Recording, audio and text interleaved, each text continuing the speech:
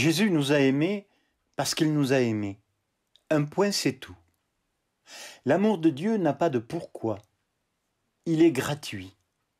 Unique amour au monde qui n'exige rien pour lui, tout simplement parce qu'il a déjà tout. Jésus a souffert et est mort librement, par amour.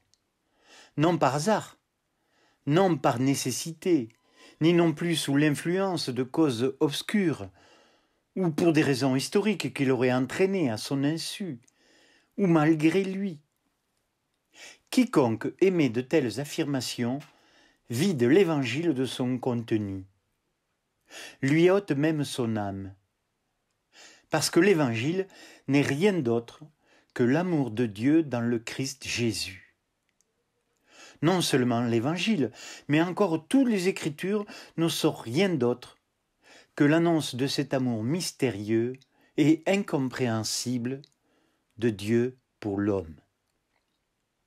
Si toute l'Écriture se mettait à parler en même temps, si par quelque prodige une parole écrite se transformait en parole émise en voix, cette voix plus puissante que les flots de la mer crierait « Dieu vous aime ». Cela, on ne le trouve dans aucune philosophie, ni aucune religion. Habituellement, le Dieu est toujours à aimer. Non un Dieu qui aime, et qui aime le premier. D'ailleurs, avec Jésus, Dieu ne nous parle plus de loin par le truchement d'intermédiaires. Il nous parle de près, et en personne. Il nous parle du sein de notre condition humaine, après en avoir éprouvé toute la souffrance. Non seulement dans son corps, mais surtout dans son âme. Car la vraie passion de Jésus est celle qui ne se voit pas et qui le fait s'écrier au jardin de Gethsémani « Mon âme est triste à en mourir ». Jésus est mort intérieurement avant de mourir corporellement. Ô vous tous qui passez par le chemin, arrêtez-vous et voyez s'il est une douleur pareille à la mienne, dit le livre des Lamentations.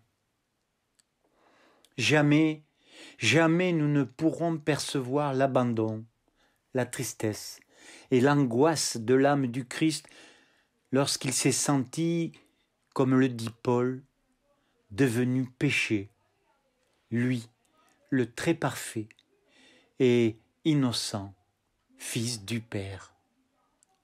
Amen.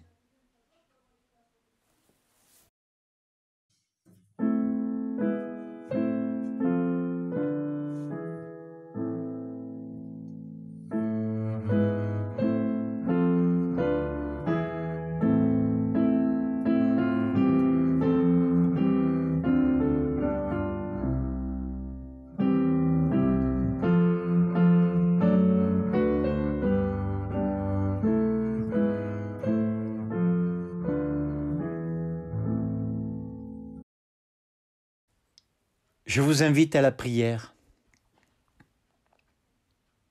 Père toute bonté, Père de miséricorde, donne-nous de suspendre au jour présent, comme autant de poids, les angoisses que nous inspire l'avenir. Aide-nous à ne pas t'éteindre en nous. Aide-nous à sauver un peu de toi en nous, pour contribuer à te mettre au grand jour dans tous les cœurs fragilisés et martyrisés de tous ceux qui nous entourent. Permets qu'à chaque pulsation de notre cœur, nous comprenions bien que c'est à nous de t'aider et à nous de défendre jusqu'au bout la demeure qui t'abrite en nous.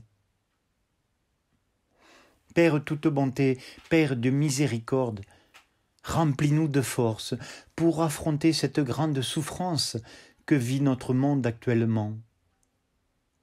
Souffrance qui n'a rien à voir avec les 1000 petits soucis quotidiens qui, habituellement, nous assaillent, tel un virus contagieux.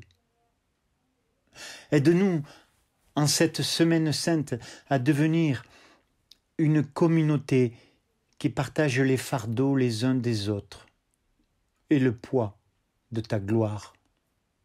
Et surtout, mets-nous à l'écoute des désirs de nos cœurs pour la guérison de notre monde. Père toute bonté, Père de miséricorde, ô grand amour, merci de vivre et d'aimer en nous et à travers chacun de nous.